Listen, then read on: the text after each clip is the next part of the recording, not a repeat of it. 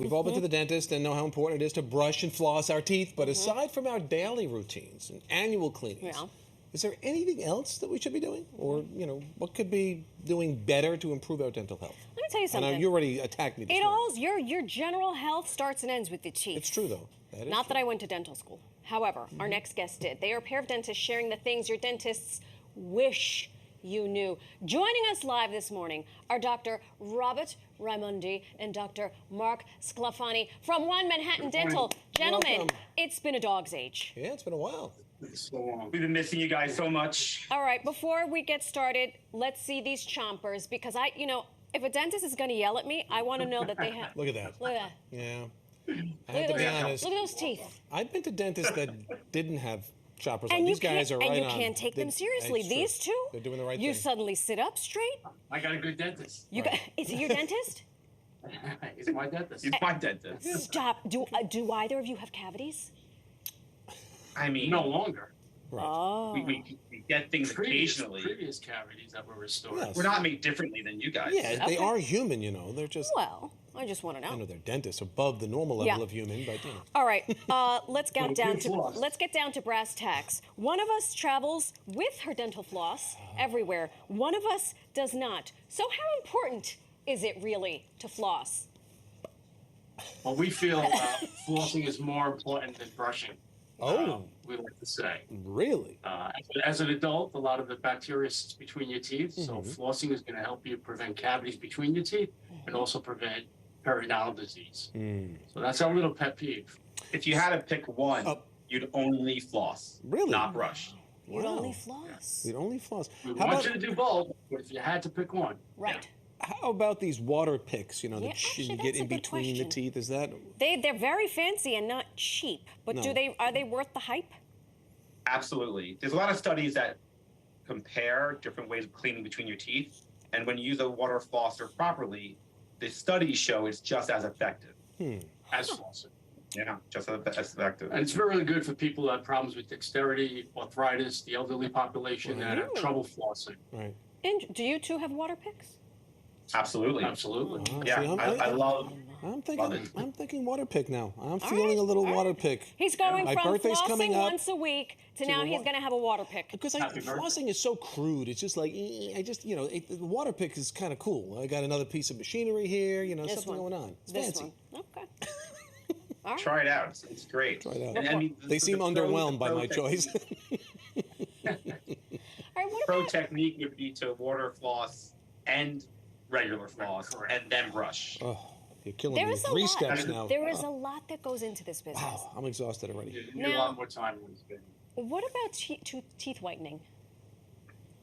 Is it something you wish we knew as a dentist? Is it something you wish we mere mortals knew?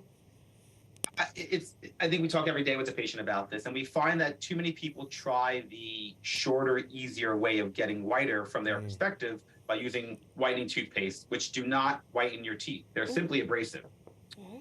I like to separate. Get your teeth cleaned by a proper toothpaste and a proper hygienist, and then bleach separately, not do it all in one in a toothpaste. Kind of like the shampoo and conditioner together. Oh, okay.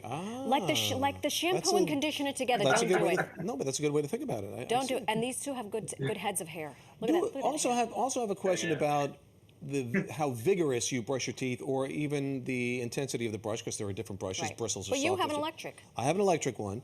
But brushing or sort of using that on your gums, should you or should you not use that along the gum line with your tooth?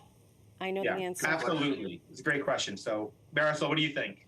I think, only because you guys told me this 3 years ago. Oh, you're cheating now. You need to go at a 45-degree angle, there's right an where angle the involved. gum meets the tooth. That's best. Wow. And you get after it ever so gently. Oh. And you do the whole business. I've got to get a protractor Where out now, yes, 45 you need a pump in the degrees. Director Dave wants to know, though, because he's too cheap to get an electric toothbrush.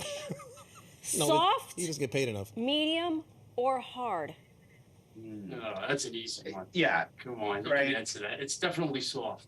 And Got Chris, that you direction? mentioned brushing too hard, which you could do a lot easier with a manual toothbrush. With an electric toothbrush, the new ones have sensors, so if you're pushing too hard, the brush will back off. And that's why we recommend the electric over a See manual. that? Okay, all right. Are you guys Great. ever worried that these instruments will put you out of business? I know, that's actually a great question. I doubt it. He laughed. It actually improves our business when we take better care of our patients. Yeah, we're here to take care of people, so we're not looking at it like that. And look, the biology always wins in your body. There's bacteria in your body, so no matter how, even the professional people who do everything, as we age, we get susceptible to things. Sure. Okay. Absolutely. All right, real quick. They're a little sensitive. As well they should be. They deal with uppity New I was Yorkers just like kidding. us. They're very sensitive. They deal with uppity New Yorkers like us. Real quick, I go to the dentist every 6 months. Should I be getting an x-ray every single time? That's a good question. Well, you should get them as you're suggested to from your dentist, because people have different susceptibility of disease. So if you're more susceptible, you should get them more frequently, probably every year. If you're less susceptible, you can do it at a greater interval. We find that patients push back a lot because they're scared, and rightfully so, of the radiation. But if you look up, go to our website and look up, you have a chart of how much radiation you're exposed to when you get a dental x-ray, and things are modern now, they're digital, so the amount of radiation you're getting from anything that we do in our office is irrelevant to the quantity of x-ray, of radiation you can get in a year. It's measured by millisievert number. It's like 50 is the number recommended to you by year. You know, this is only an hour show. He's giving us the whole measurement. We're going to take the whole hour. I was waiting for the chart to come out.